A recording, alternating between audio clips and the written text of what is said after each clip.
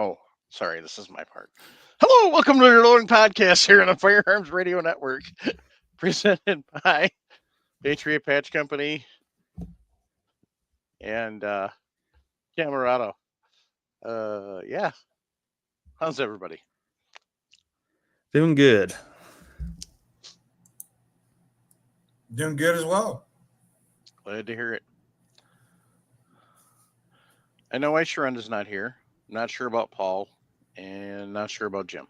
I think Jim's it's first Monday or first Tuesday, probably Oh yeah, club meeting. It is the meeting of the Sandley Gun Club. So,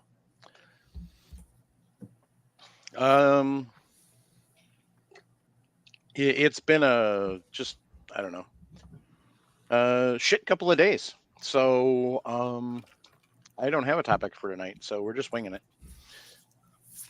So that's where we're at, crowd. So if you got any questions, toss them in the chat.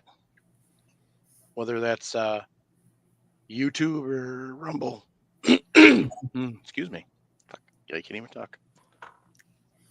Need a shoulder to cry on or Meryl at it?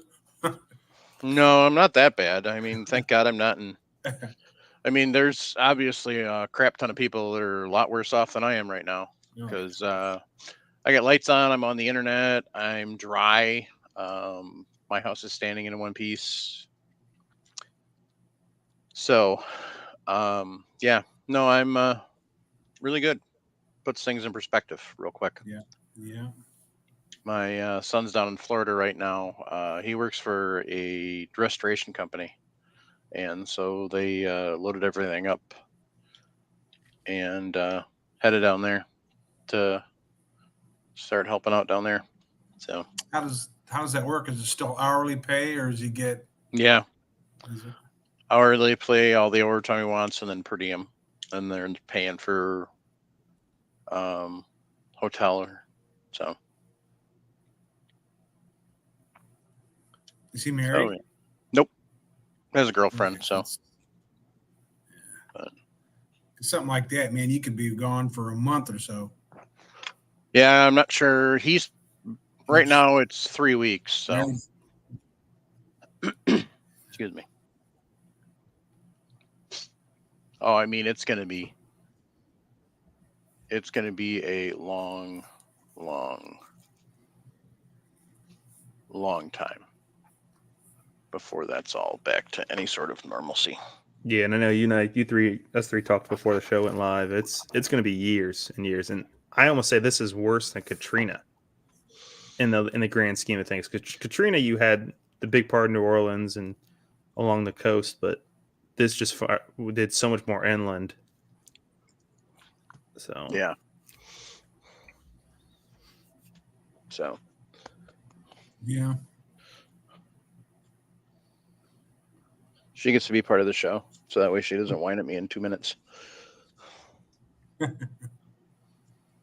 So, yeah, I mean, and somebody asked how it happened. Well, what happened? How North Carolina got how Asheville in that area, and then excuse me, up in where I-40 cross, Tennessee, North Carolina meet. What happened there is basically Helene essentially got recharged when it hit the mountains. they had that, and then there was a front that had moved in 3 or 4 days ahead of time and had dropped and already had soaked everything. So yeah, so it was just basically a perfect storm type situation that just dropped there. Yeah. So I mean, they already had. It's kind of like what happened up in Minnesota and Iowa and South Dakota earlier this year. With all that flooding out there, is just rain after rain after rain. But what happened with that is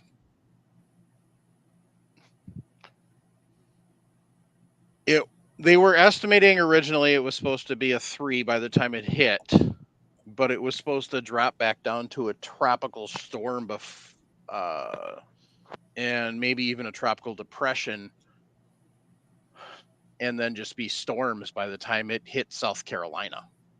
Yeah. So I mean, it was supposed to weaken quick, and it didn't. it didn't weaken quick, and then it hit the mountains and supercharged. Mm-hmm. So, and kind of stalled out. So, I mean, if you Yeah. see some of the stuff from all around, it's just bad. Yeah. Yeah, but those valleys and stuff in Tennessee and Carolina, they flooded like that before. You had the great floods there in I think it was 20s or 30s, and they were building all the dams along those rivers out there. Yeah, all the TVA stuff from the TVA Depression. stuff. So, I mean, I think a lot of that area's population's grown immensely since then. That's why it's even seems worse now. Yeah, I mean, yeah, it's definitely. So. The only struggle I had was on Monday. Went without my self service from about 8 in the morning till about 5 in the evening. Yeah, and it's amazing when your cell phone don't work how lost you feel. Yeah, where are you at? I am in Owensboro, Kentucky right now. Okay. Did you go over to Michael Waltrip Brewing? No. It's supposed to have some really good beers, so you should go over there. Might try it tomorrow night. So, if nothing else, get Nick a glass.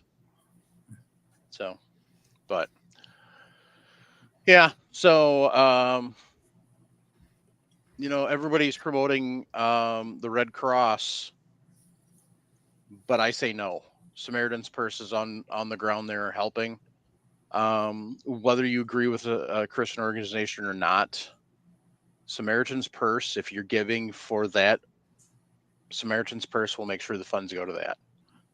The Red Cross, the problem with the Red Cross, first off, the Red Cross as a fundraising organization is horrible. If you look at their track record of people have done audits over the nonprofits, and you see how many cents on each dollar actually goes to administrative costs versus et cetera. And the Red Cross is one of the worst. When you see these events and you see all this, donate now, the text number flash up and whatever, and you donate to that, it doesn't necessarily, there's no guarantee it's going to go, any of your donation is actually going to go to that particular instance. They use it for what they see fit.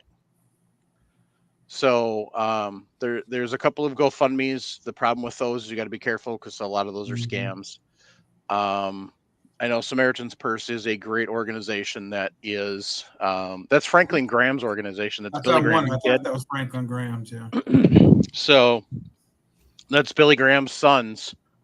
So that's actually if you're looking for a national organization, you can go to their website and donate. That's an organization you can trust.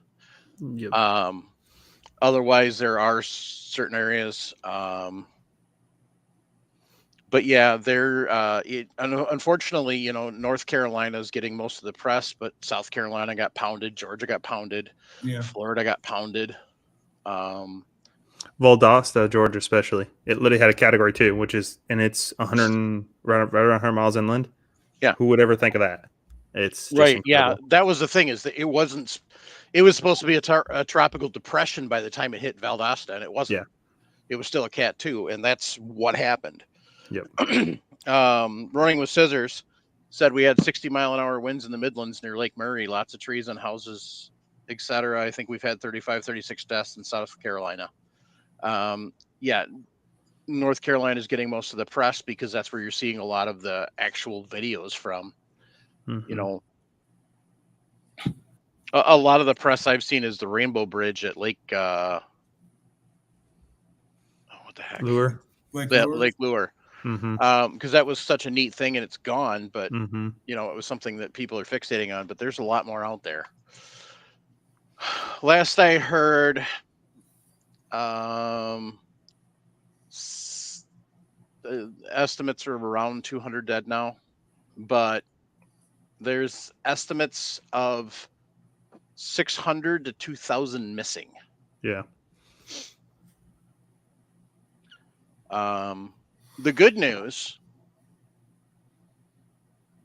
is 3 of the 4 possible hurricanes that were predicted to track across Florida and potentially into either the Carolinas or Georgia have changed path and aren't going to. So it could have been a lot worse. There's one, what is it, Kent, I think? Has it officially been named? Because that was one that was down by the Yucatan. I don't know if it has it been named. No, that's not the one. In the Yucatan one is the. You're thinking Kurt. Kurt's still. Yeah. I thought was going to turn north. Kirk. Yeah, Kirk. They're thinking is going to turn north. Ian or whatever the heck it is already did. The J1 already turned. The one in Yucatan is the one that's still the big threat. Yep, and then there's some development going on over by the African Horn right now, or by the African coast, but who knows at this point where it goes. Right. So, at this point in time, gang, it's, everybody wants to say, oh, well, blah, blah, blah. Somebody was on the ground, blah, blah, blah, blah, blah. It doesn't really matter who's on the ground. It matters that they're getting support. Mm-hmm. And I don't see a lot of help from the government. So that kind of says something. But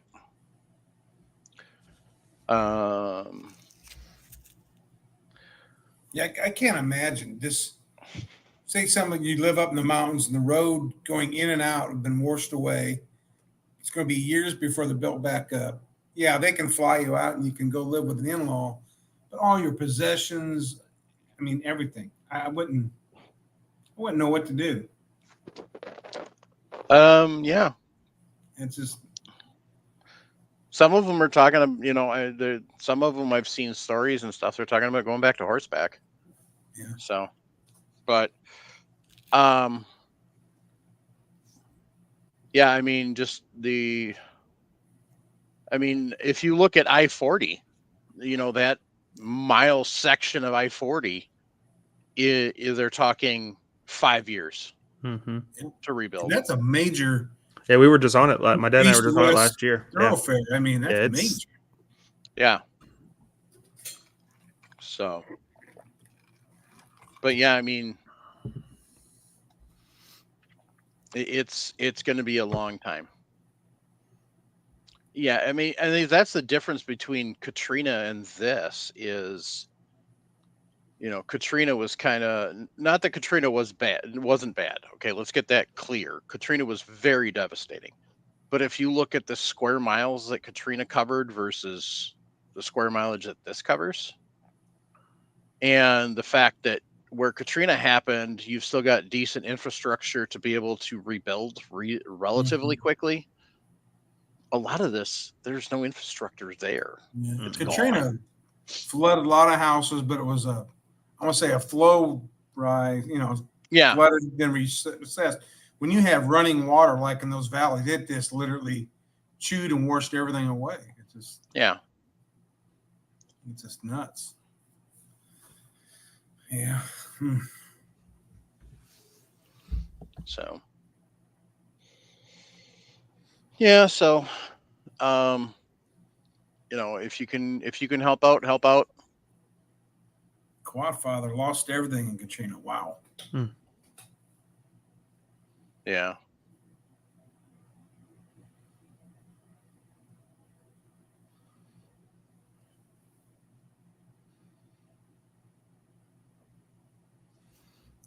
I sent Nick a link to a video earlier about the volunteer helicopter pilots flying in and running food supplies and medicine, evacuating people out. Starlink. Yeah, there's a channel I watch. He's a meteorologist, so he covers everything live usually, and he has a fundraising group called the Y'all Squad. His channel's name's Ryan Hall Y'all, and one of his members went and bought every Starlink satellite panel thing in West Virginia, every single one, and they were driving it down towards the Asheville area just so they could set communications up. It's incredible. That's another one. They're a good nonprofit, and it's going to go to help on the front lines. Yeah. Greg Biffle has former NASCAR driver. I've seen a lot of him personally stepping up. Mm-hmm. And Biff's always been a good guy and everything, but he's personally stepped up, and they've got a whole bunch of Starlinks coming in there too, and I don't know if that's the same group that you've got, or It if could be. It's hard to say. I know. I wouldn't shock but I Elon know doing that stuff. Biff also mentioned that some of the Starlinks he's got are actually coming direct from Starlink. Yeah, So it wouldn't shock me. Elon's doing something to push to help out with this. Yeah. So,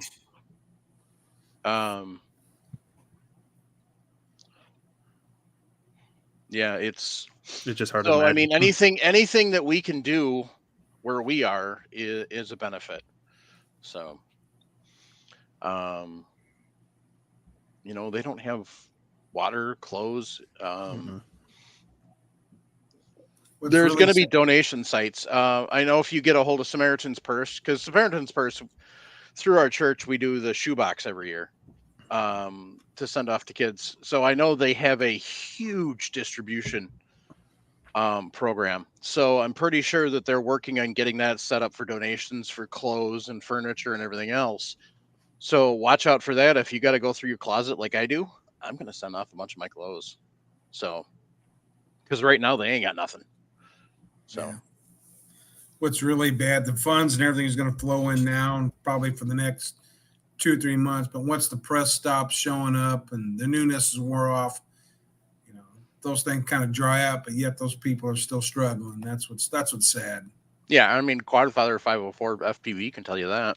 Yeah. So, I remember talking with Phil Rabelais about 2 and 3 years after Katrina, how bad it was. So we were talking about that one night, just 2, 3, 4 years after Katrina, how bad it still was in certain areas.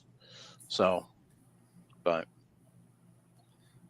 I prepare my own house as best I can for disaster. I've got backup food, tons of canned food, dehydrated food. I've got a small solar generator. Only does any good if your house is still standing. True, and that's true, and that's the problem. Really all you can prepare for. I mean, it's to you look at a lot of these. Some of these towns, like Chimney Rock, most of that was washed away. Yeah. So I mean, there's a video out there of a person standing on their porch, and all of a sudden they're looking up their grass hill at some sort of old piece of farm equipment or something, and all of a sudden there's a mudslide. Yeah. Out of nowhere. So, I mean, you get flash floods like that, there's nothing you can do. So, yeah, when it's that bad, you just hope you live through it and walk away. Right. Mm-hmm. But yeah, I mean, preparedness is definitely important. Phil preached it all the time when he was on here, and we know it's important too. So,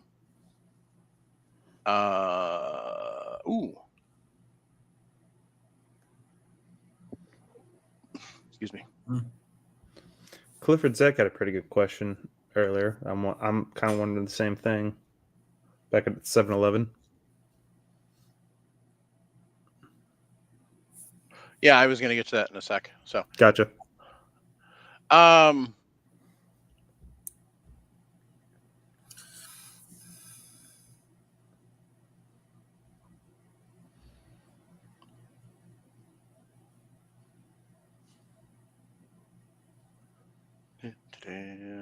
I just gotta come on.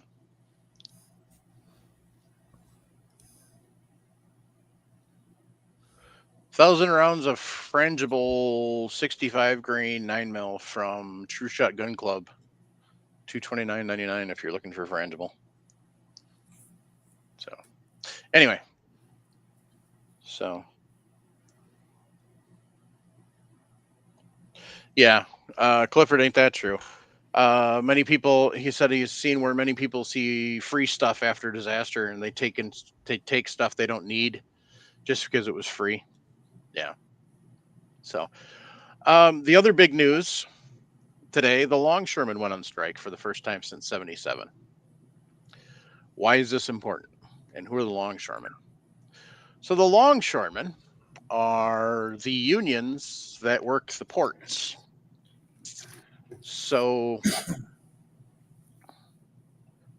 I don't know all the details on it because I frankly hadn't bothered to pay attention. It's one of those that probably, with how important of a thing it is, it's not like your local electricians or plumbers union went on strike. This is honestly, you can say it's a national security level. Mm-hmm. So the sitting president and the sitting vice president probably should have got off their dead asses and gotten involved in this mess. Kind of takes you back to Reagan with the airline traffic controller Yeah, strike. I never would have thought about that. Yeah. I mean, it's kind of along that level. It's pretty serious because now you've got, for the second time in less than 5 years, the ports are shut down. And so nothing's going out, nothing's coming in. You've got cargo ships that are sitting offshore, and the owners of the cargo ships aren't just going to let the ships shut out there for free. So they're charging whoever's cargo they're hauling more money. Mm-hmm. Yep. And then the owners of the cargo aren't going to just eat that cost. So they're going to pass it on us when they finally get the stuff offloaded. And then eventually when they get it offloaded, they got to try and get it to market. And so now you got a backlog there, just like you did, in June, July, August of 2020. And some of that cargo is perishable. Like anything that's vegetables or fruit or the bananas coming over, that's perishable. Oh yeah. That's why I've been reading it. It doesn't sound like it's going to last crazy long term. It can't, because I think they're losing $4 to $6 billion a day. So it's something that should be resolved with. I think one guy that's a business guy that I watch on TV, he said if it goes longer than 5 days, we're in trouble. Well, I know this is just my own personal thing. Some people are going to hate me for it, but I know they worked during COVID. They were essential employees, and I give them credit for that.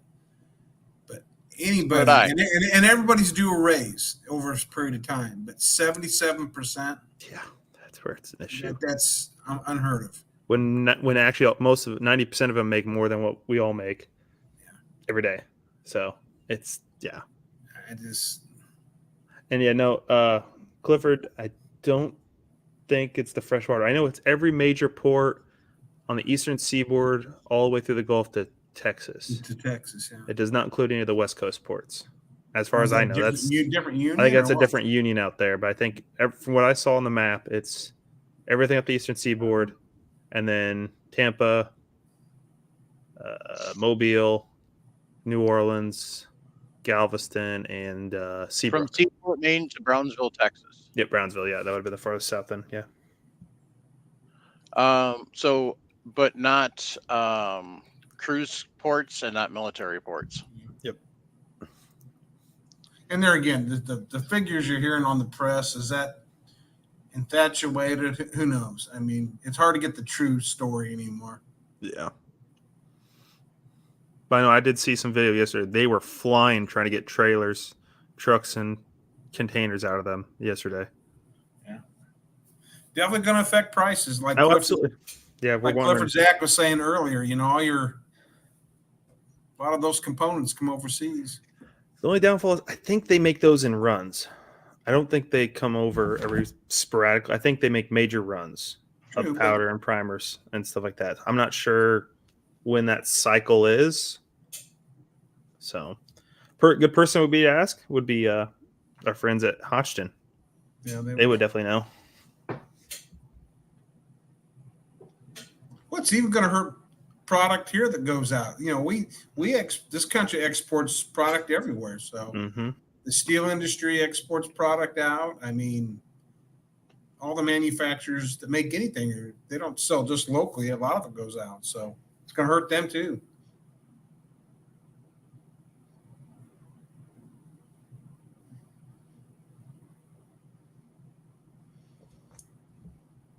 I know a large percentage of the geotextiles that are made in India and China and all that for erosion control and automotive fabric and carpet underlayment. That a lot of that comes from overseas. Of course, the South still makes a lot, but I bet you a good 30% comes from overseas. Mm-hmm. It's crazy.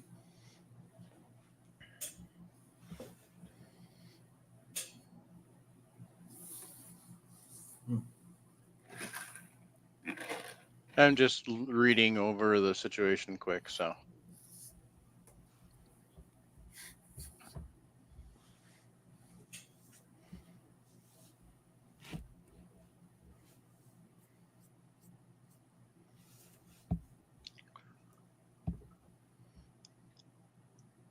Yeah, so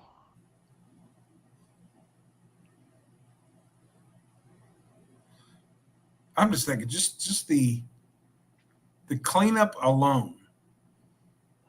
I mean, just take all the trash, all the garbage that's polluted those rivers now and the lakes and Lake Lure is the craziest part. It doesn't even look like a lake. It looks like a landfill with water. It's that bad, Lake Lure. yeah. And Lake Lure has always been one of the prettiest lakes in the country. Yeah. It's just, ugh. It's a mess. I can't even think about it. Because I remember you and I were on that road, I-4, that stretch there from Sevierville down to Asheville. What was that? Last July? Mm-hmm. And I can't imagine what had happened with that roadway. Seeing some of the other stretch of roadway there around Asheville and just the amount of water. I think once you get like 20 to 50 miles east of Sevierville on 40, so it really starts to close down. And mm-hmm.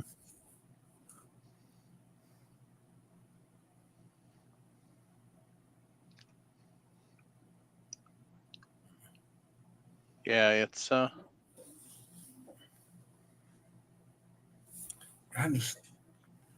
truckers are probably going to have to divert down to major interstate be 10 across to get to the East Coast. Then north of there, what would there be? 70? No, they wouldn't go all the way to 10, would they? They'd probably go to 30. Well, yeah, there's probably other smaller roads, but I'm talking major, depending where they're coming from. Well, there's no great that goes off across the south from Chattanooga east. They'll figure a way. There's nothing that goes across eastern Kentucky. Jeez. Yeah, probably they're going to have to go.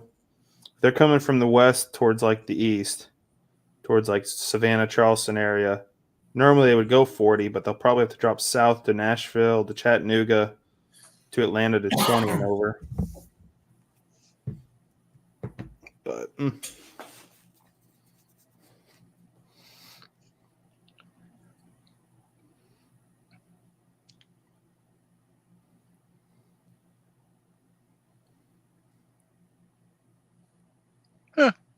they found the USS Stewart. Really? Yep. Interesting.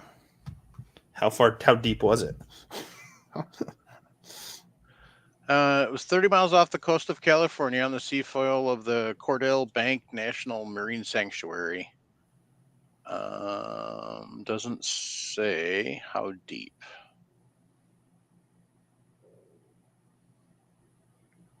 It was a post-World War I four-stacker. Oh, you're talking the Clemson class destroyer. I'm thinking the what am I thinking? The escort ship Stewart. That's in Galveston. Yeah. But no, I know exactly which one you're talking about, though. Interesting. Yep.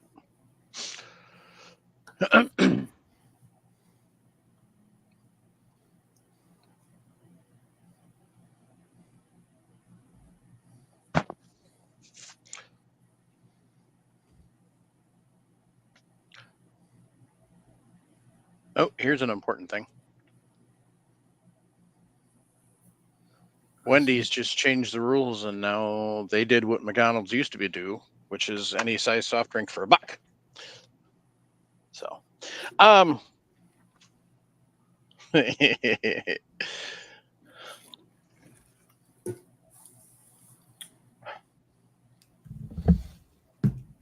So what's everybody's next cartridge to load? Myself, Mm-hmm.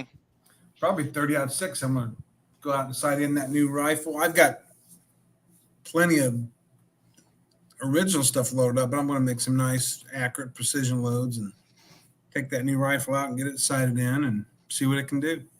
What rifle? That 03 sniper I built. Okay.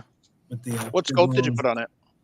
It's got a Lyman target spot from 1936 on it. You know, the big long 22-inch. Mm-hmm. That's the style of scope they were using back then. Mm-hmm.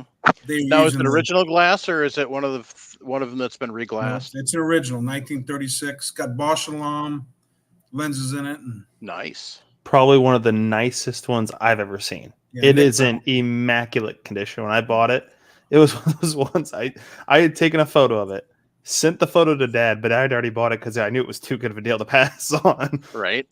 Because it came with the nice original box, everything. They originally had an 8-power Unerdal. Mm-hmm. But a Marine 8-power Unerdal goes for around a good one around $2,000 or more. Right. And this is talking to the guy who did the rifle. He said this scope's every bit as good as a Unerdal, and I only would pay what, $500 for the scope. $500 box. Yep.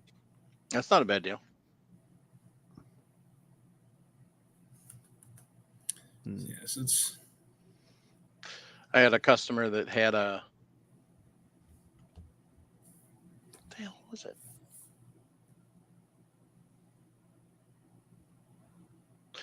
$1886 maybe that he wanted to put a scope on. Trapdoor? No, lever gun. 18. Yeah, they did make them. Well, would have been 86. What kind of gun was it? Winchester. Yeah, it could have been an 1886 Winchester. Yeah. And he wanted to put a scope on it. It was was it 86? What would it have been? Because I know they made the 1893 Winchester. No, maybe it was a 94. It was in 3220 anyway. Yeah, they made those for like 6 different models. Right. Around that time. No, it wasn't a 66, Paul. Probably a 94. I think it was a 94. But yeah, that I put one of the I don't remember what they call them, the straight tube scopes, but I put on that. But there's that company that they sell the straight tubes, but also if you have one, you can send it in, they'll reglass it for you. Was it Hilux? Is that Hilux? Hilux. Yeah. Anyway, so I sent him there, and he was pretty happy about that. So. Yeah, the Hiluxes are pretty nice from everything I've read, but they said if you can find the original ones, are a lot better. So yeah, I know my dad and I are gonna have a shoot off eventually. My gun shoots pretty good. You're wrong-handed. I'm right-handed. I shoot right-handed. Yeah, this is just my steady hand. You can tell me your A4? Yeah. That's only 2.5 power. I'm gonna beat you. That don't mean nothing. That don't mean nothing. That don't mean nothing. No, I'll pull a Sergeant Jackson from Saving Private Ryan. Yeah. That would never worked. Bullshit. Yeah, I love that. It's like, oh yeah, no, that never happened and never would happen. Nope. But that's a good. If you look at that, when he puts that long Unerdal style scope on there, nothing's touching the handguard. There's no front mount. It's all hanging off the back mount. Yeah. I'm shocked Tom Hanks didn't catch that. 99% of the people, if you ain't into guns, Nick, you don't catch that stuff. Yeah, that's true. Vintage Gun Scopes is the place. Yep. Yeah. Yep. They are the ones that do the reglass. They are. Yeah, and that was where one was wondering if I had found one that needed reglassed, he was going to send it to them. But we found this good one. Yeah. It's perfect. Not a scratch on it. There be no scratches in the lenses. Not even on the outside. Barely. No, I don't think it was used much at all. No. Well, it was used because I had to replace that one screw, but yeah, very little use.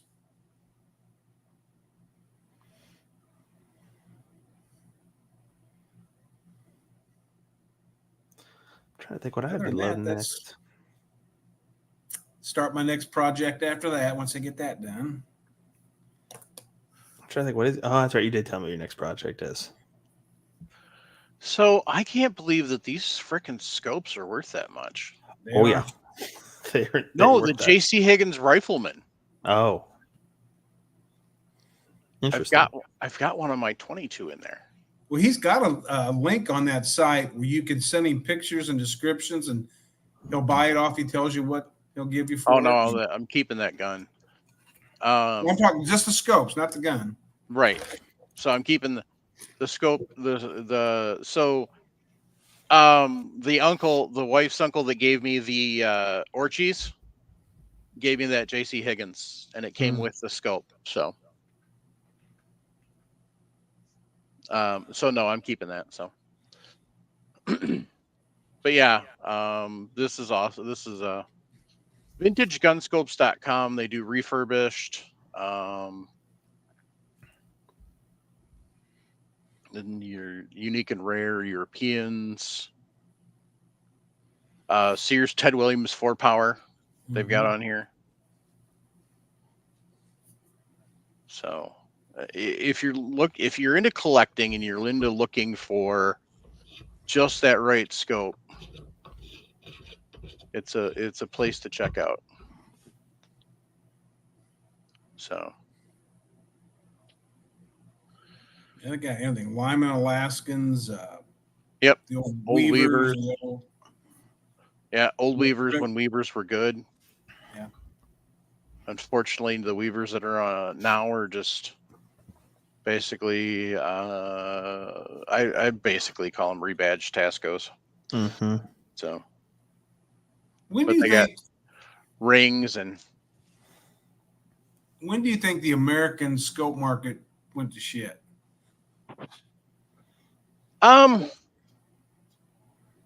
Well, you mean as far as made in America? Made in America, yeah. Post Korean War, you think? The Japanese and started coming on board. I would probably say Vietnam more than anything. Yeah, because the Lyman Alaska is still being produced in the 70s. They're mid 70s, I think. I don't know. I don't know. I have to look that up, but That's what I'm checking right now.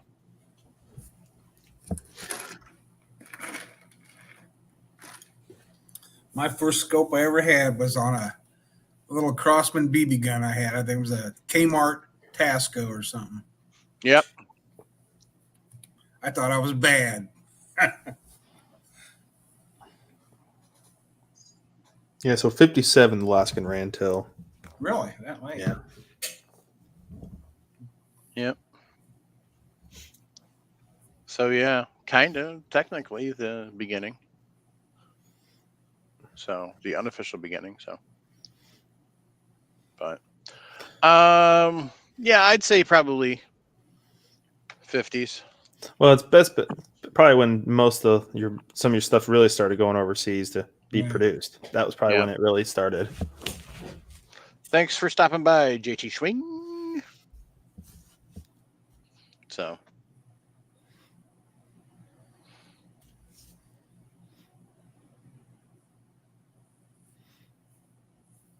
I'm trying to think of my next cartridge. I'm looking at my dies right now. Mine's 30-30, so I can get that load done for deer hunting. It's either going to be 8mm Mauser J load, which is a 318 diameter bullet for my little carbine, or that project's been put on hold until I get a new stock made.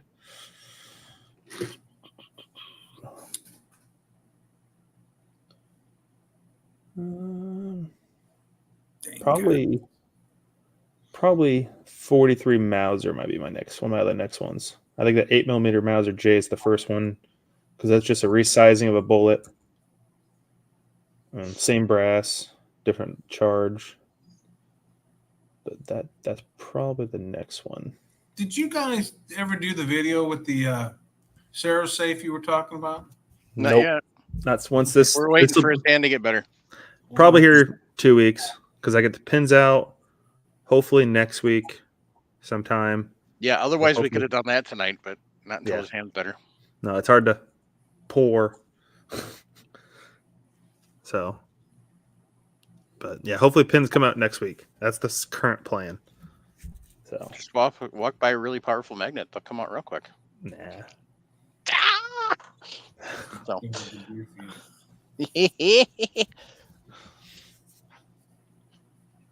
Yeah, so Billy Nagel said that, hello, everyone. Had the cows get into the wrong field, so we had to go wrangle them and fix a fence.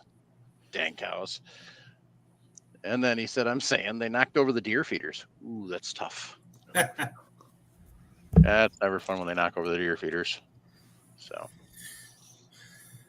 I would make a wisecrack about deer feeders in Texas, but I know he's not in Texas, so kind of spoils the wisecrack. So anyway, but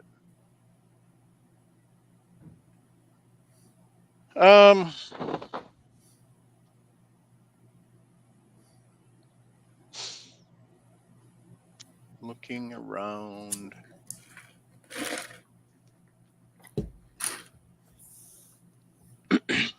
Excuse me. Yes, they're cow feeders tonight. Yes, they were.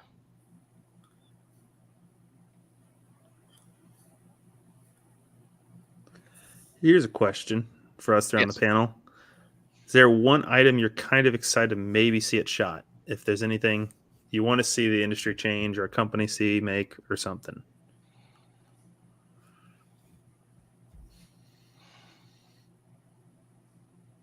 Well, I don't know if they're going to be there, but as a Mac Military Arms channel, I think it was one of the new videos he's had. Another company's now making the Sturmgewehr STG 44. I guess they did them in the early 90s. Oh, you're talking that company out of Kentucky. Yeah. Yeah, they're Because building a new company here. They're doing still going to be MP40s. expensive, though. Oh, yeah. They're still going to be like $6,000-8,000. Yeah. I know what you're talking about. We talked about them. But it's already a proven design that's been made before. And yeah, because they're doing STG 44s, MP40s, MP38s. But the nice thing about it, it's true to the original gun. You know, it's not like the one Palmetto's doing where it's gonna. I like to see if it's there. DK Production Group. Yeah, is what they're called. Supposedly they're going to do G43s somehow. I don't know how they're going to do that. That'll be interesting to see. They can do it. I mean, and that might actually help the original value kind of steady off. They're going to do the German Sten copy. Oh, the 3008. 3008. They're going to do one of those. That's an easy build for them. That's easy. I can build one of those. Yeah, MP38s. I don't know if it's the finish or what that is. It's kind of the MP41 kind of clones. And then, of course, STG 44s. And then potentially FG 42s. Looks like those are on the list. So, I don't know. It'd be interesting if they're there. I'll have to keep an eye out for it. DK Production Group. Clifford Zach, have you ever thought of doing an episode on reloading primers? I don't know. Have you, Mike? So I have. I'm in the MeWe group, and I've actually reached out to a couple of people in MeWe to try and get somebody to come on and talk about it, but never had anybody that wants to come on and talk about it. I've sat there and looked and read and stuff, and I just kind of go, eh? Yeah, I'm the same way. I'm in the group, MeWe group. It's one I don't even look at anymore because it's so far down the rabbit hole. I don't even want to mess with it at this point until it gets to the point where I absolutely have to. I'm at the point where I will use Brian's Primal and wash the damn barrel. Yep. But I mean, there's people in that frickin' group that are that literally have made 3D printed priming blocks. Yeah. instead of loading blocks. They've got loading blocks for primers, so you can do it 100 at a time, and they're literally flush. So you put your primers in there, and you can take your priming compound and spread across, and all the priming compound settles in, and then you can come across and set your anvils in, and yeah, it's pretty intense. I don't have the time, much less the mental capacity to delve into that world. I will continue reaching out everyone. I continue to reach out every once in a while to see if they'll come on. But I think some of the stuff that they're doing is kind of, it's not necessarily illegal, but it's one of those that it's not necessarily, it's one of those kind of gray areas, I guess, it seems. So there's some people that I see every once in a while, I'll see a comment where it kind of gives me the indication that they're kind of worried about possibly maybe having Fed issues. So that may be why they don't. So, I haven't never really considered making my own primers. I thought more about learning how to make my own black powder. that would be an important skill, especially if we keep having the gun cotton and the nitrocellulose shortages. Mm-hmm. Well, I've put you onto that channel, that everything black powder. Yeah, and he makes some cool stuff. He takes Cottonelle toilet paper and makes black powder out of it, and it's actually worked out really well for him. Freaking sweet. And he actually makes his own. He uses what's called, he puts in, what's it called, hydrolysizer, I think is what it. And he makes his own black powder. Then he grinds it himself to the different F compounds, and it's an incredible channel. If you get the time, he looks like some, I don't know his real name, but say Bob, living out in Kentucky kind of thing. But he's taken the time, looking at the science. He chronographs everything. Standard black powder are their common components. I mean, I think last week he just did a special tree, and he was getting 1,900 feet per second velocities around there. See, I'm worried I would blow myself up. We've already seen me with handling powder. Nah. The best thing nice thing about black powder, as long as you have it condensed all the way and you're not overdoing the charge, it's not gonna be an issue. It's gonna be Kentucky, Nick. I know my dad's in Kentucky. We were talking about Kentucky a little bit earlier. The state that's in my head. So I don't think he's from Kentucky. I think he's like Arizona, because you watch his videos, he looks like he's out in a desert, airy climate type stuff. So you got Kentucky on your mind. Kind of. Yeah. Whiskey sounds good right now. Bourbon sounds good, but I'm not drinking heavy right now. Yeah. When these pins get removed, I'm having a nice little glass of whiskey. Oh, guess what? I got the fondle yesterday. Or no, Saturday. I'm afraid to ask. Keep it clean. Savage Revel. Ooh. $389.99. That's not bad. Not bad. Winchester's Ranger is going to be cheaper, though. So. Yeah, we shot the Ranger last year. It shot pretty good. It shot pretty good.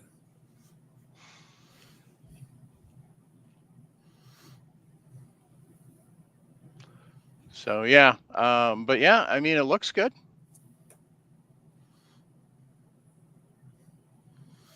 Yeah, I'm interested to see what kind of innovations there is. I know last year was kind of the year of the tactical lever gun. There was a ton of those.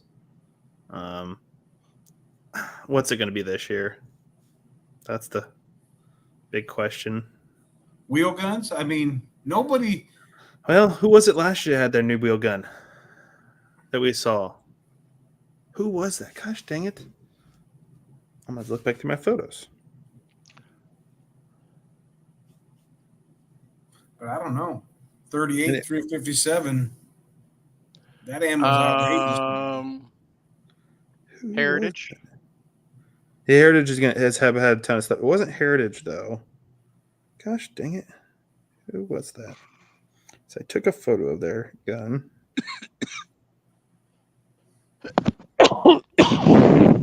Excuse me. Diamondback.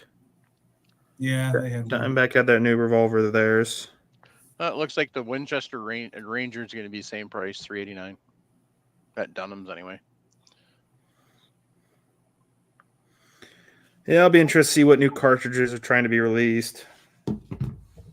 I'd be interested to shoot that 21 Sharp. That looks pretty interesting. That'll be interesting. Something like Colt needs to re-release like the 1903, not rifle, the 1903 hammerless pistol, something like that. Did they did? They redid that? They made a run, yeah, commemorative run. When? 2 years ago, where they were talking about it. So the nice thing about the Revel, and the thing that I'm excited about, 22 Win Mag, 17 HMR. Ooh. Can you imagine a 17 HMR lever gun? Interesting. Let's go, Coyotes. I like 17 HMR. That little Savage you got's pretty accurate, Nick. Mm-hmm. Oh god, a 17 Savage 93 17 is just a nice little That's gun. when we play with this Prado hunt we're playing, and that's one of the guns that we're going. I have so much 17 I have left. 1 inch groups at 200 yards. Yeah, that's what my best group's about. My bull barrel. 0.975, I think is my best group, right at an inch. With the 17 grain T1Ts. Yep. Best group ever. Yep. Oh yeah. So, but anyway. I don't know. It's just, I'm sure we'll see the latest and greatest AR thing there, but I'm interested to see what Palmetto does this year, because they had a ton of stuff last year. I don't know if they can beat what they did last year. Yeah, but did any of that actually make it to market? The 308 Jackal hit this week. The Crank released. The shotgun, I haven't had a chance. They just released a updated video this last week on their pump shotgun, which for the money is probably gonna be a good buy. Of course, their STG 44s. Who knows if it'll ever hit the market? I won't ever buy one because they nixed the original caliber, and it looks like they fed it a full Thanksgiving dinner and didn't let it lose any weight. But no, that's interesting. That's funny. It was literally beefy and I've held originals.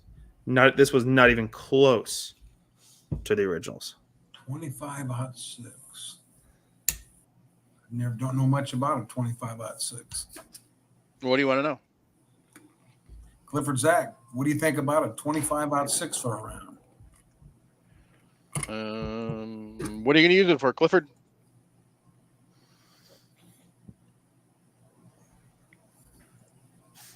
That's the first question. What are you going to use it for? Mm-hmm.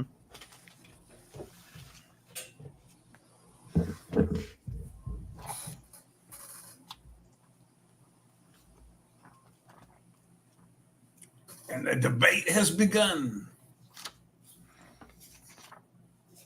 I would rather stab myself in the eye. I know. I'm ready for the whole thing to be over with.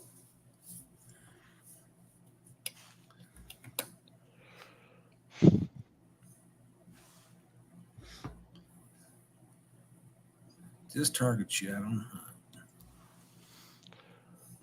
know.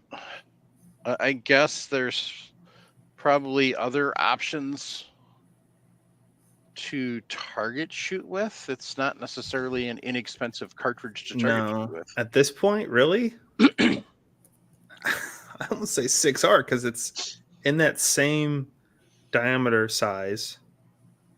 You're in kind of that same ballpark, maybe a little bigger. I guess my question was why? Yeah, it's kind of a niche old cartridge that's kind of died off.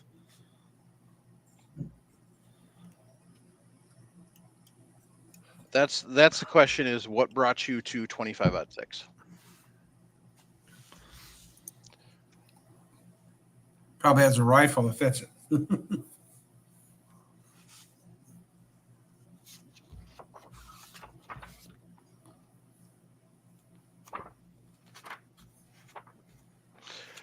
What is that, like a .6 or 270 neck down to something? Basically, it's the Bob bullet in a 30-06 case. Yep. Yeah, because I'm looking at in the Hornady manual. There's So, what shotgun is this you guys were talking about for PSA? Just a regular pump? Yeah, it's just gonna be the regular pump.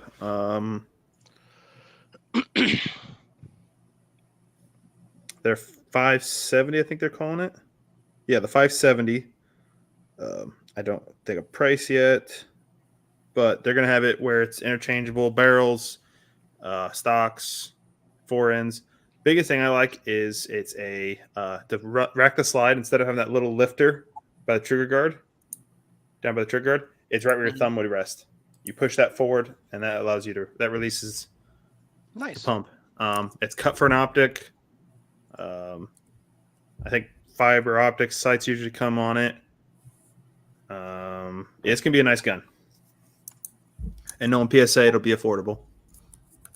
And it's a pump action shotgun. Can't be that hard to screw up. Yeah, it can. That's true. We've seen companies do it. Obviously, you forget how many of them come out of Turkey. That's true. And I've had where I've sold shotguns out of China.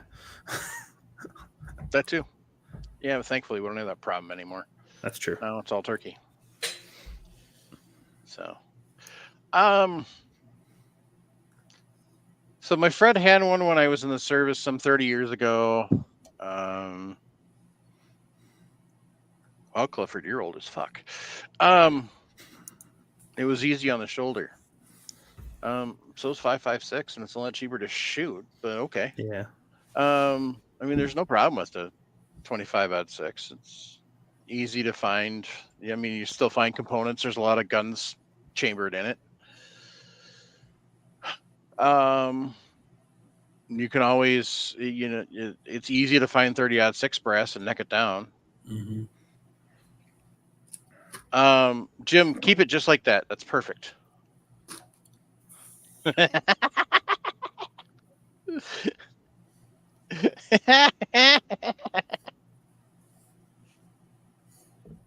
There we go. Hi, Jim. Hi, y'all. Hello. Mike, you saw what I had to say, so that's okay. Yes, As long I as you did. saw it. That's why I made that comment before I added you. Shithead. How are you? Anyway, when you're all done discussing rifles and calibers, I got a couple of things I want to talk about. Okay. Right now, Clifford Zach asked what we think of the 25-06 is just for target practice. I guess my thought would be if you have the rifle already, sure. If you're going to purchase a rifle and you're going to do other ones too, it's kind of a fun one to throw in there. There's other. I'll say there's other cartridges I think would be better suited in this economy because I was just looking up. Brass right now is almost $1 a piece. For 25-06 or 30-06? 25-06, which you can neck it down. I see that, but then you run into the issue of shoulder. If you already have a 30-06, there's that issue of interchanging the brass, and that's when I try if I can to get the particular brass for that cartridge. But you know what? We're reloaders. Do we reload things just because it's economical? No, not at all. No, we do it for the love of it. But I almost say I almost would rather go if I'm target shooting. Give me a 6.5 Swede. It's about that same size. You can get components all day. It's 6.5 cartridge. It's gonna be flat shooting. Still gonna be soft on the shoulder. 7mm is another great one. 7mm, especially 7mm Mauser. I still like .6. So. Well, yeah, you do. You have so many dang .6s, it's insane. I beg to differ with all y'all. I figure 150 grain 308 ball ammo, 7.62 NATO. That's all the practice ammo you need and all the gun you need. And the ammunition is common as dirt, and so is the rifle caliber.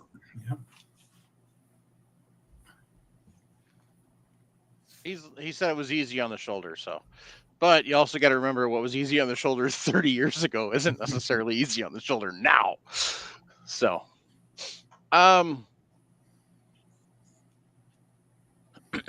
I guess, like I said, if you've got the rifle already, sure.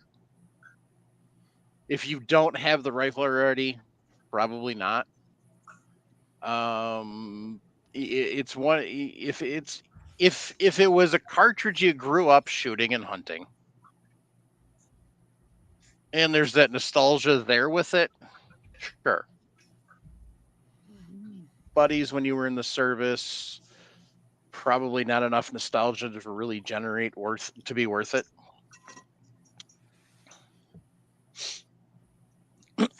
Excuse me.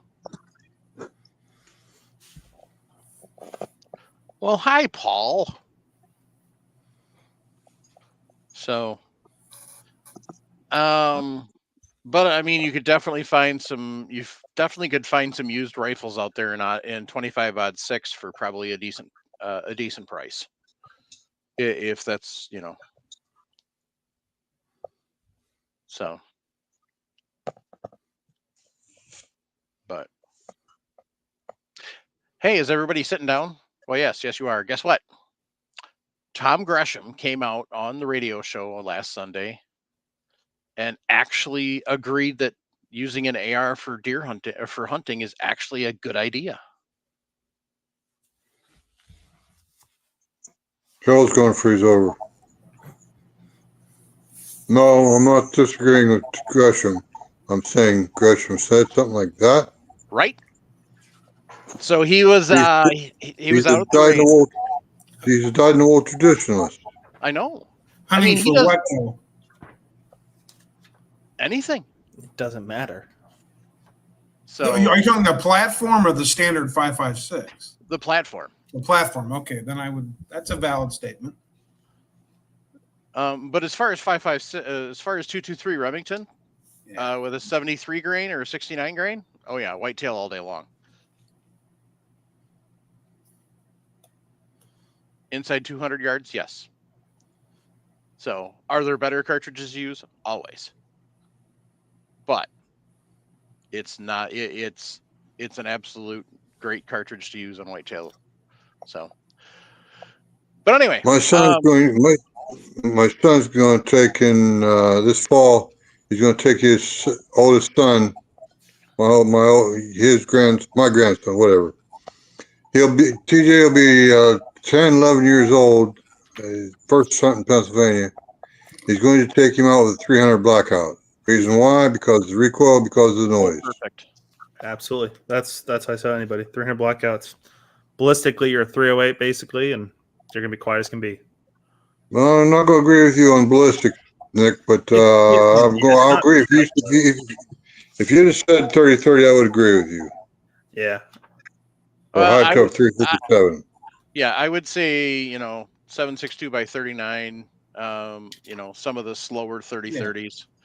Well, it all depends. 300 blackout. You said 300 blackout. It all depends where you're at. Like here in Illinois, or back in Illinois, Western Illinois, like Pike County area, 300 blackout would probably be fine. But sometimes those deer are huge, and it's hard to drop it. But it's hard to say. It all depends on the area. And I've had to waste 3 and 4 slugs to get some big deer down. Yeah. Of course, my shot placement wasn't perfect, but see, there's your problem. Exactly. There's your problem. There's your key right there, Ray. Yeah. Shot placement. That's always critical. Mm-hmm. Yeah. So, trust me, there's plenty of them taken up north with 22 long rifles in the air, and they don't go far at all. Yeah. The DNR frowns on that heavily and would like to stop the people doing that, but that's beside the point. Anyway, no, he was talking to an older gentleman that was kind of in the not so good of shape, and he was using a 6.5 Grendel. Yeah. And kind of opened Tom's eyes to, oh, wait a minute. Yeah, that actually is. Because Tom loves ARs. He's got like 10 of them. And he loves to play with them, but he said for years they're not a practical, he loves his hunting rifles. He says they're not a practical, but he actually came out and said it on the show repeatedly, and then he repeated it. So I had to share that. So absolutely. I love the looks that I get when I'm out with mine. So, and yes, I could get a 5-round magazine if I wanted to, but you know what? I don't want to because I don't have to. So, but yeah, no, I've taken mine out quite a few. I'm not at the current moment because I have my brother's 30-30 that I will be using, but at some point in time, I will probably take mine back out with 300 blackout. And 5-round mag would be a bitch to take out. A bit tough to get it out of the lower receiver. exactly. That's the other reason I don't want one because fat fingers, no grab. So, but if you get like one of the lowers that's got the cutaway on the front, then you can pull them out. But what's the point? That's what the normal capacity magazines are for, not the limited capacity magazines. Like how I said that? That's right, baby. So, Jim, this show was just kind of one of those where we didn't really have any freaking clue what we were going to talk about, and so we're just kind of winging it. So, what do you want to talk about?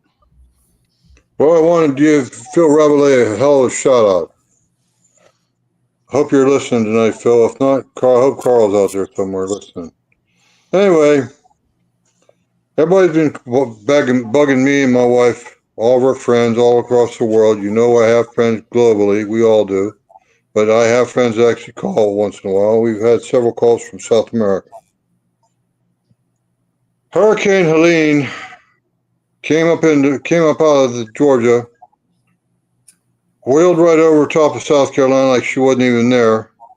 But she blew the living hell out of Asheville, North Carolina, so badly and put so much water into the rivers and into the mountainside. Interstate 40 bridge was taken out. Interstate 40 is closed because the we bridge talked closed. about this for about 25 minutes at the opening of the show. Okay, sorry to belabor the point. No, my point is, of course, is getting back to Phil Rabelais and all like that. Tonight at the gun club meeting, that's all it was tonight. That's why I'm late. Other than the fact I took a shower, so I didn't smell so bad on the air. We appreciate that. That's a lovely aroma we have now. Thank you. Versus anyway, so previous aroma when you walk by. The club pres was talking about the fact that the club itself has. Shut up, Ray. You're disgusting. You didn't hear. Anyway, so the club president was talking about the fact that the club still has most of a pallet of ammunition. He said, because of the way things are going with the dock workers strike, with the fact that Joe Biden doesn't have the balls to tell the people that they need to go back to work or he's going to fire them. Simply, let's face it, Ronald Reagan did it back in the 70s with Patco. Something about Air Traffic Controllers Organization. Yeah, it was a union. The 80s.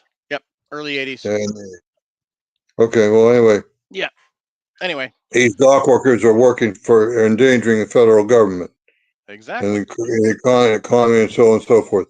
So it's like, and Jim has said on the reloading room, this is not the reloading room, I know that, but Jim has said many thousands of times in the reloading room, used to be I would end I would always put my comment in every posting in the reloading room, stock up, Groundhog Day is coming.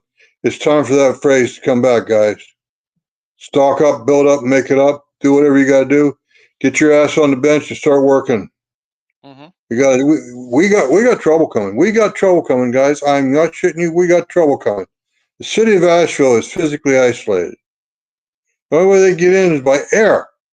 Yep. Yeah. Okay, but anyway, just as an aside for a quick moment, my wife and I are just fine. Yes, we got some wind. Yes, we got a lot of rain. Fortunately, we live on a hilltop. And I do mean a ridge line. We are the highest point. Good evening to you there, Mr. What's your name? Nelson? Yeah. Okay. You've been so mangled up with medication and all that stuff, you probably forgot your name. Anyway, my wife and I are just fine. We got very lucky. We've been very blessed with the hurricanes around us. Several hurricanes have come around us.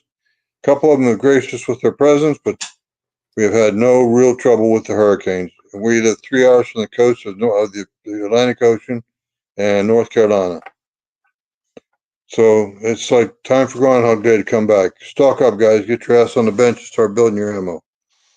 Mm-hmm. That's what I really wanted to say.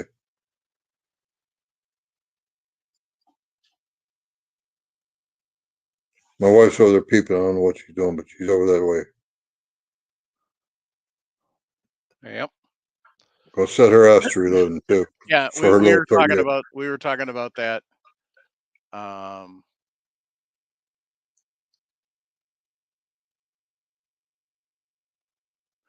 We do have trouble coming, Mike. We do. I firmly believe that. Hard times are coming. Yep, absolutely. Well, for example, today my wife noticed in Save-A-Lot Grocery, 100 roll cases of toilet paper, $100. Business size cases, yes, but that's not the point. Mm-hmm.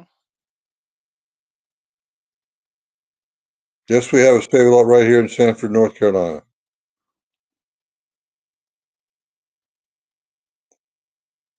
Shit's gonna get deep, and shit's gonna hit the fan real soon. Ken, there's lots of public land you could go hunt on. And there's lots of private land if you want to pay to rent it. But anyway, here's the bumper sticker of the day. Honk if the news makes you want to modify a bulldozer. So, yeah, we were talking about. Oh shit! Ruger finally made the LC carbine in 10 millimeter. About time. Anyway, yeah, we were talking about that. We were talking about how you shouldn't give to the Red Cross, but you should give to Samaritan's Purse if you were looking for a national organization. Otherwise, there's lots of local organizations and stuff too. So, but Paul, how are you? Good. Good. Sorry I couldn't be here earlier. Nah, you're fine. So, yeah, we just we're winging it. It's a shit show. So, yeah. But I sent Mike a photo earlier. You guys should see the three of them on 65-inch big screen. Oh my God, they have faces. They all have faces made for radio. Oh, did I say that?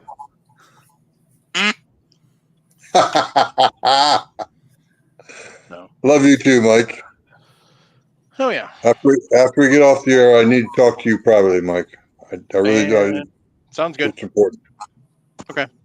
So, yeah. So, yeah, that's some kind of what we were talking about. So, Jim, what's next on your reloading bench? 280 AI. Okay. Building as much as I got. I'm going to refill all my brass. After that, it'll be 223, 5.56, and 7.62 NATO. Yep. Well, 308 win, actually. Yeah, because good luck finding any recipes for 7.62 NATO. Well, yeah, but I have some 7.62 NATO powder. It's called WC 846. Oh, there you 844, I forget which. I got some Anyway, of that. that's right. Who said that, Ray? I go. did. Yeah. I think both my dad and I have some. We tons of pull down powder.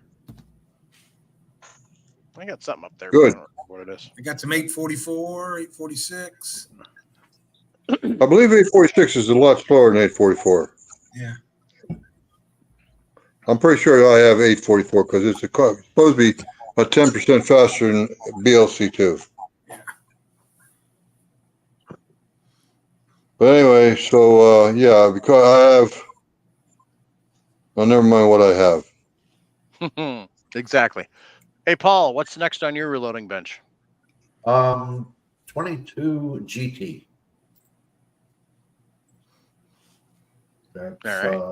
That's I just got done loading up a complete round of test loads with the 6 GT and with the 80 grain Hornady ELD VT bullet and Varget. And so 22 GT will be next. Take this barrel off and put the other barrel on and go from there. So that's the next one. When I get back to Indiana, I also have to load 9mm, but that's easy. So my question is, when you get back to Indiana, do you play Jim Neighbors? Dang it, Mike! I only remember that song one day a year. Gosh, dang it! I wonder how many of our listeners actually know what that reference is about. Exactly. Finally, say one day a year. 'Cause Jim it'll, like, smiled. I just remembered something too that I wanted to say. Yeah. After I do the rifle calibers, let's restock my stockpile of 40 S&W. There you go. Probably with zinc bullets. Probably with some zinc bullets. Remind me, Mike, once I get them made, I'm going to send you some for experimentation. They're Okay. going to be all about penetration. All about nothing but penetration. That's important.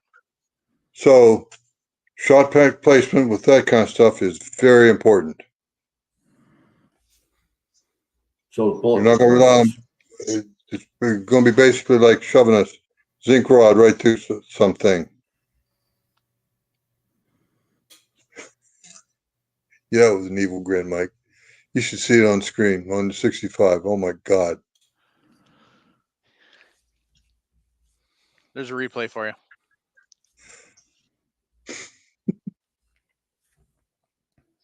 Anyway, it's a little bit late in the month. I have been on the air for a couple weeks. But here's, Mike, give me a zoom, if you don't mind, please. Here is the Yeah, I was patch just of the going to month. talk about. So, yeah, that is the patch of the month for September from Patriot Patch Company. You can go to patriotpatch.co and become a Patch of the Month Club member, or you can do it through our Patreon.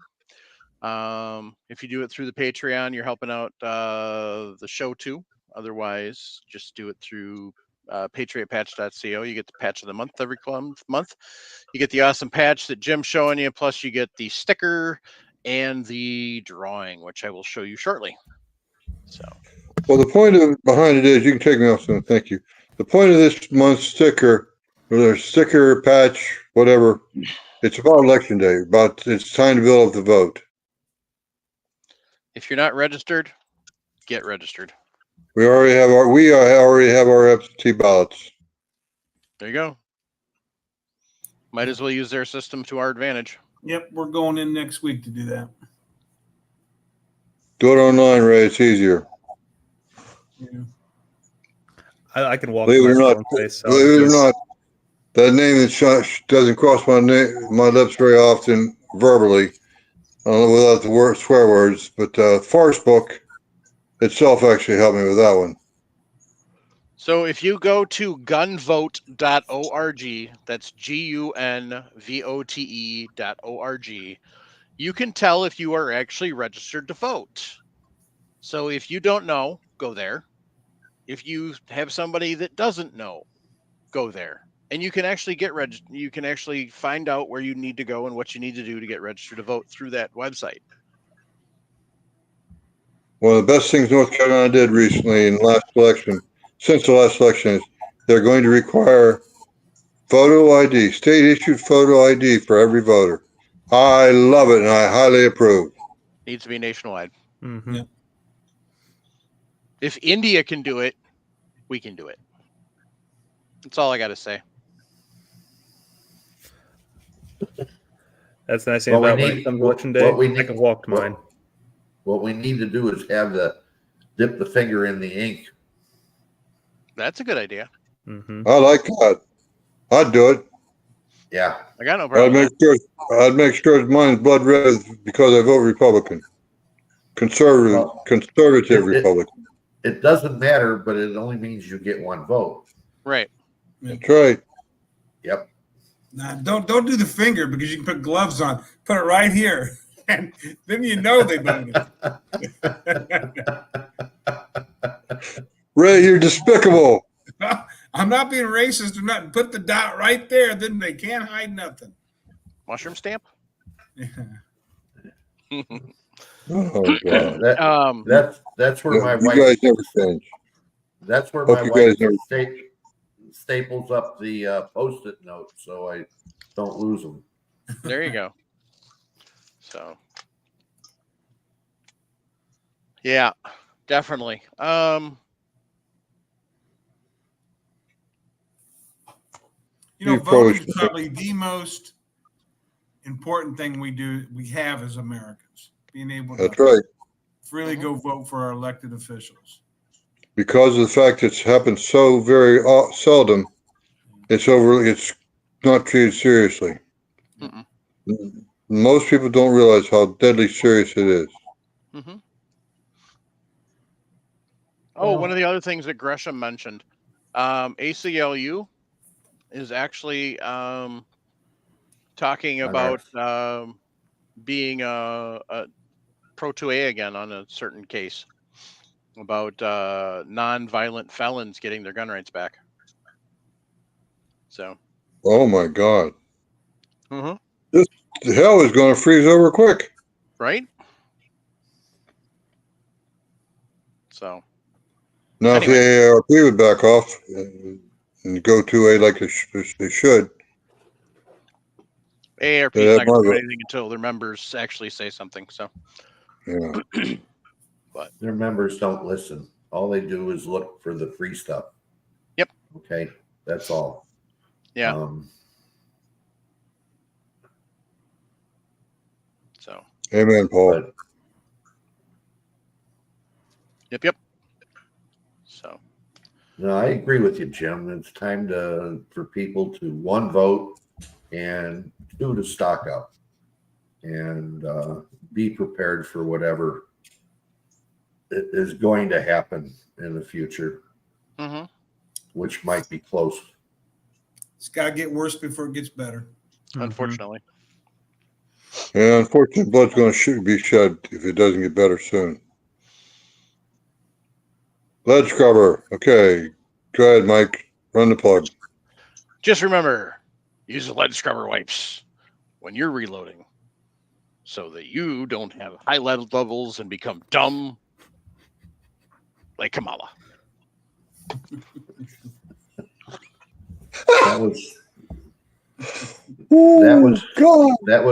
That was from her eating the lead paint chips, okay? Oh my God. The father, who is a socialist or communist professor, that never worried about anything other than teaching people how to get screwed.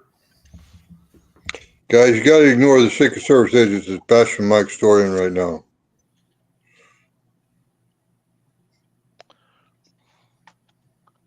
Oh boy.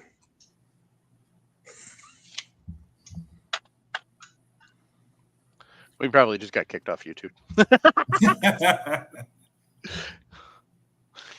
Stabby. Anyway. Well, as you can see, live. I just checked. We're still live. All right. Well, as you can see, I'm wearing some awesome camouflage from Camerado. And if you actually compare the patterns, you'll notice the pattern's the same. It's just different coloring, which is Sean's genius in his camouflage design. So we'll swing over to Camerado Land and show off some of Sean's awesome patterns.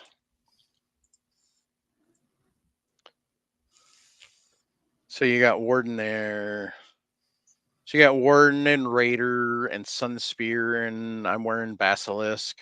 Warden's the bucket hat I just showed, and then you've got the next set. The first original 5 are Warden, Raider, Sunspear, Basilisk, and Night's Watch. Then you've got Merc, which is kind of a fun Call of Duty throwback. You got Scout, which is for the Sela Scouts. Ember Storm, which is just kind of a blaze type thing. So I talked to Sean about that, and he purposely did not design it with any sort of a lot of blaze on it. Because a lot of states have different regs and stuff. So some states it's 50%, some of it's more, some of it's less. So he said, screw it. He's just going to do it like this.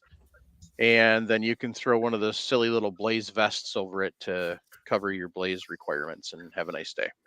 And then you've got your radical 80s party theme, Winterfell, High Garden, and Nightshade. And the nice thing about High Garden, being that it is breast cancer awareness month. I clicked on you, damn it.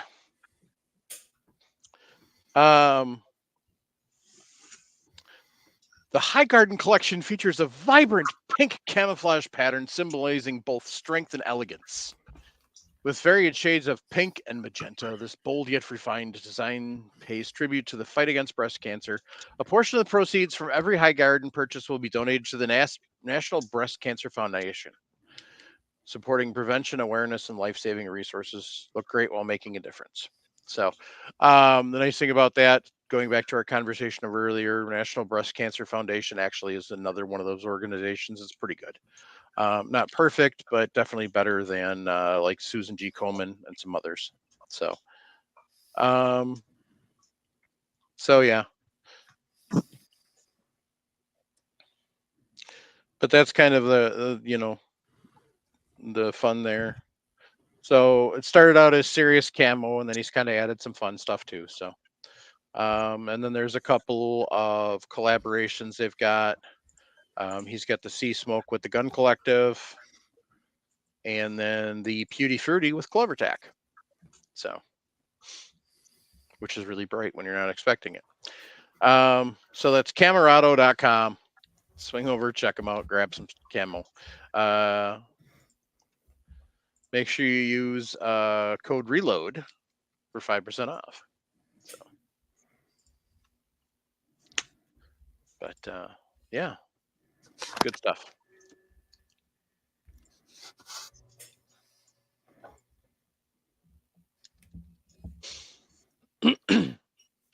Anybody else got any shout outs? Yeah, I want to send one to my young friend down in Guyana. Do due north. Uncle Jim's thinking about you. Howdy, howdy. So, Howdy, howdy, son. And don't buy that rum. why not? Rum's good. Yeah, I agree. But we're talking the bottle of rum that's going to cost you $500 US. No, don't buy that rum. Don't buy that rum. No. I've tasted it before. I cannot understand. 25 years. 25 years in the barrel. Unless you have FU money. I cannot understand the point behind spending that much money on alcohol when you want to drink it up. I mean, I enjoy drinking whiskey straight up. Trust me, or neat. I enjoy drinking it neat. I enjoy drinking it on the rocks.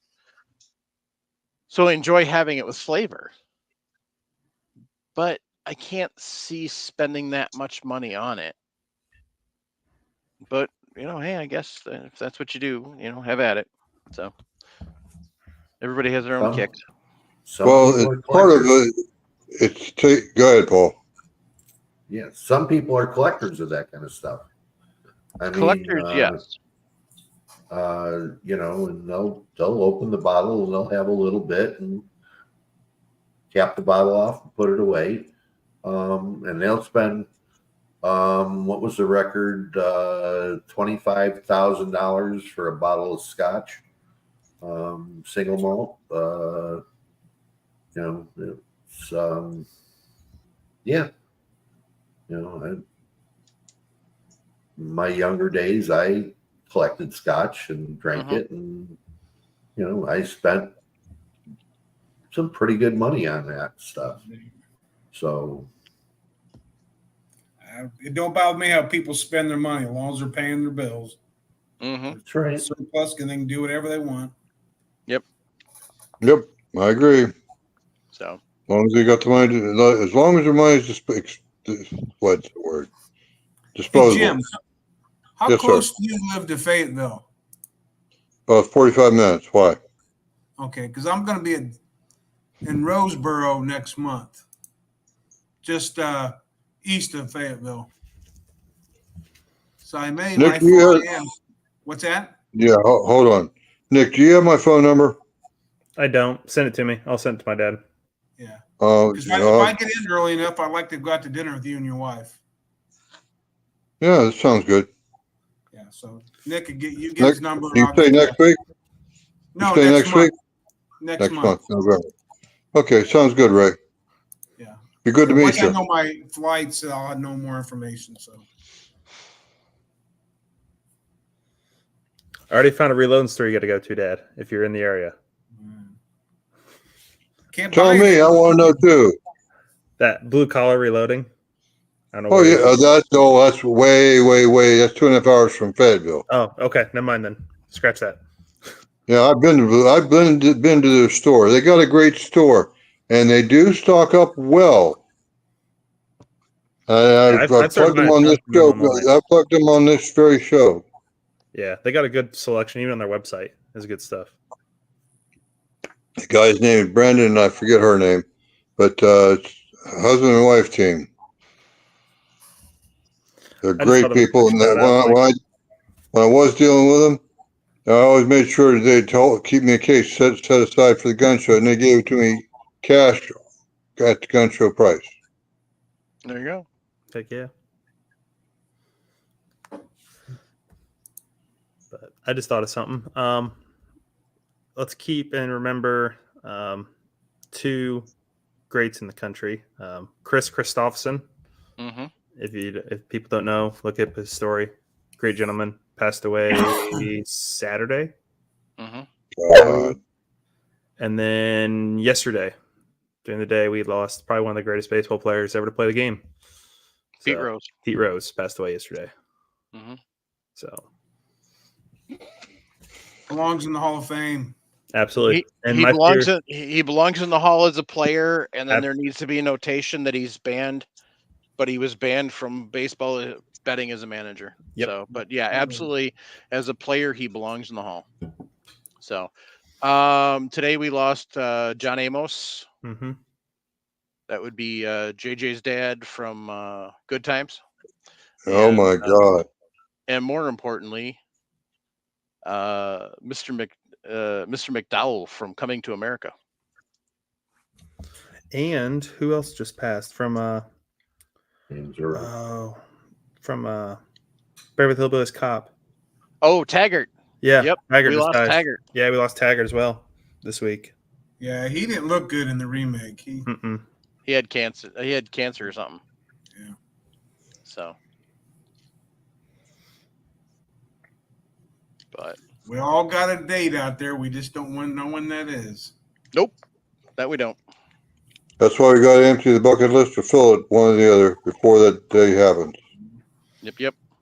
So, keep my kid in your prayers. Eli is down in Florida right now with his restoration company that he works for, doing hurricane cleanup. So they literally, everybody piled in vehicles Monday and headed down. So they're exposing themselves to a lot of dirt and filth and danger. yeah, and I'm not talking about physical. I am absolutely talking about health physical or health kind of endangerment. Yep. You got a tough kid there, Mike. Like both your boys. Yep. So, yep. So keep them in prayer because it's kind of a shit show. So, Literally. Well, the owners kind of be nice. Half-assed it. Didn't really properly plan this whole entire thing out. Just kind of threw this shit together Saturday into Sunday, and Monday they rolled out. Where the money is. That's the way it seems to be. Yeah. So, Mike, I hope he's bright enough to wear his PPE. oh yeah, He's very serious about PPE. He knows that Weston well. So Good, because it sounds like he knows what's in the water that's rolling down the streets. yep, no, he's hilarious when we go somewhere and he's like, oh, yep, that's mold, that's mold, that's mold. Nope, that's mold. They need to take care of that shit. That's so yeah, no, he's well versed. We were at this store down in Texas. We went down there for NRA, and he walks up to the store person and he goes, I don't know how to tell you this, but you got a big mold problem in your bathroom, and you should probably take care of that. I've met Mike's family in Nashville, and oh my God, them folks bruised me up, beat me up so bad. I loved every second of it. Mm-hmm. Dick's last resort. Oh Yep. my God. They're bigger smart asses now. So You walk in, I think they made me wear a hat that says I like dicks. Wouldn't shock me. It's Dick's Last Resort. decent food, really good atmosphere though. So Good times. yes, it was. So, but Do it again sometime soon. absolutely. So maybe we can all meet up at GOA next year. It's supposed to be in Knoxville again. Oh, that's interesting. Well, it'll be fun That's to not get too there. far from me either. That's 3.5, 4 hours away. If I-40 is reopened, but there are alternative routes. Yeah, we'll see what happens with that. So, Paul, I saw some pictures of I-40 that had an engineer reporting on what was going on there, and he says it's going to be years before some of it opens up. Yeah. Yep. That's yeah, what they're talking 5 years. Yeah, it's not going to be like that highway out in Montana or Wyoming, whatever it was. Wyoming, yeah. Where they literally reopened it in like 3 weeks. Yeah, no. The big section of I-40, they're talking 5 years. Just the engineering work alone to plan it, design it all, get the plans made. You're talking a lot of time. Well, the hardest part is a lot of those areas were taken out by scour or bridge areas. Yeah. And you go into a bridge area and you've got scour that's taken out roadways and abutments and everything else. You're redesigning a whole bridge. Yeah.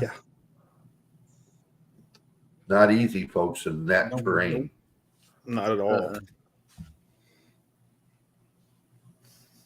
So then you got to build the redesigned bridge.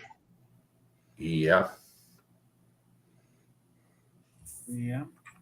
And they can, they can do things to help it, by offering incentives to the contractor, but it's still getting material to an area that is hard to get to, and then getting enough skilled people to do all that work. We are very low on skilled people to do a lot of that work. A lot of welding involved in that. A lot of concrete finishing. Oh, a lot of cement making. Yeah, and pre-stressed concrete and all kinds of other things. But in order to anchor a bridge, you got to build abutments and stuff that goes in the water, which is really hard to do and dangerous. Yeah. Going back to when we were talking about the ports early in the show, you'd be surprised how much of our cement comes from overseas too. Oh yeah. You mean the cement and powder in bags? Yep. That we buy. That's manufactured, yeah. The heat treated limestone, yeah. But Going to be interesting. Yeah, with the East Coast and South Coast being knocked out with longshoremen on strike, that's going to be a very interesting next couple of months. I Just think. hope the electric grid holds up, because that's all we got going right now. Yeah. Which, better yet, let Joe Biden grow a pair of balls. I'm sorry, I shouldn't have said that. Well, I mean, what's he going to do? The Taft-Hartley Fire Act? them. Fire them. No. Like Ronald Reagan did back in the 80s. No, that was a federal team, that a federal agency that he did. He could That's do right. that. It's Patco. The longshoremen are not federally employed. They are not federally employed. They are just workers who have an agreement with the shipping companies and the ports, and most of it is run by about 7 or 8 shipping companies who sit on the board and negotiate, and they don't care. They got record profits this year. And these guys have been working on a 6-year contract, and it's over with, and no one has gone to the table to work it out. Now, do I really like unions? No, but sometimes unions, make things happen. Sometimes they are necessary. Right. I concur. I do concur on that, because I worked union from 1978 until 2017. Okay. So. But the union never told me what I should do. They tried to tell me every 4 years. They tried to tell me how to vote. You ain't doing that. My Second Amendment rights are far more important than my job. You're not going to lose your job over the Second Amendment rights. No, Paul. You misunderstood. Being able to protect myself and hold my guns and create my ammunition and defend my family is more important than anything else. That's what I meant. I understand. I will not vote. I will not vote for a gun grabber. I understand that too, but there's nobody that's putting a gun to your head to make you vote when you're in the union that way. They may suggest it. They may do all kinds of things, because politically they're going for who's going to give them the most. Yep. I mean, it's simple. Agreed. People are really dumb. Hey, I'm going to, who was it? Someone said something about, if you're looking for safety, don't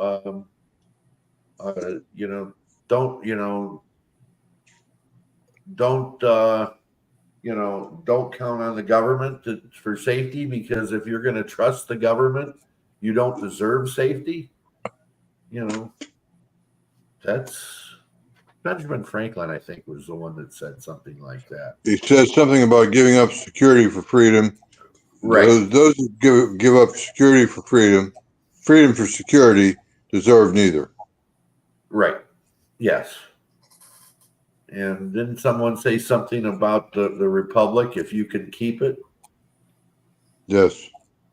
What have you done? We have created a republic, madam, if you can keep it. Right. So we have what's called a representative republic. We don't have a democracy. I see all the time people sit down and write letters into these places where they ask stupid questions, and I can't believe that people nowadays don't have a civics lesson.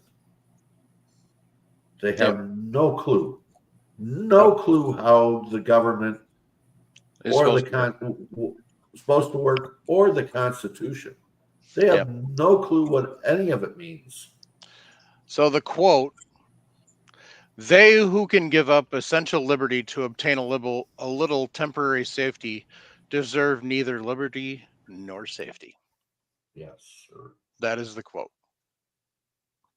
Who made the quote? Franklin. Benjamin Franklin. One of the wisest men that ever helped create this country.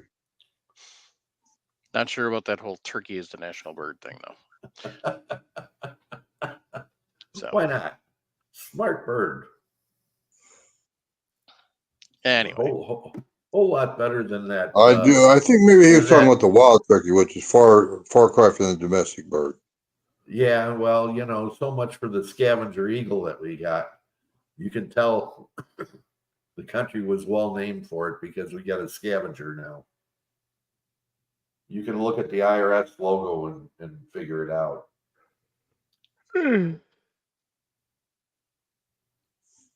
so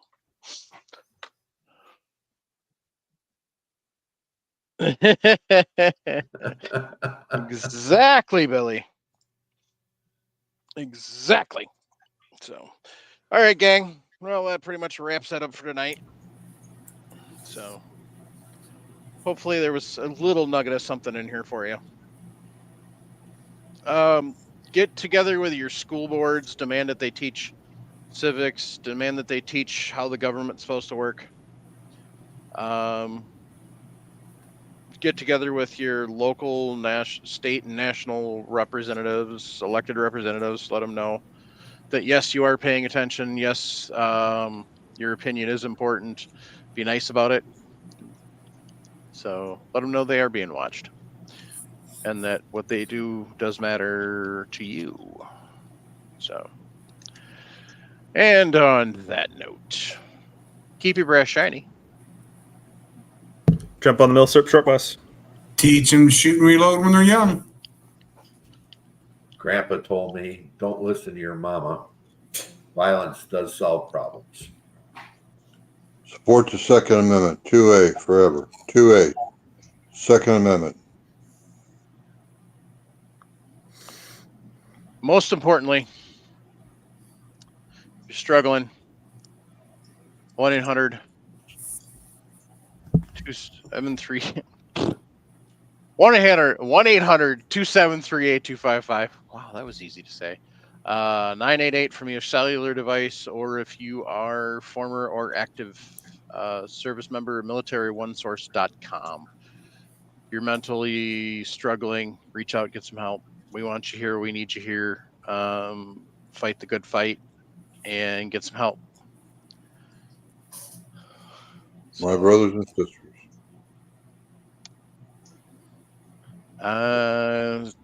Have a good night, gang.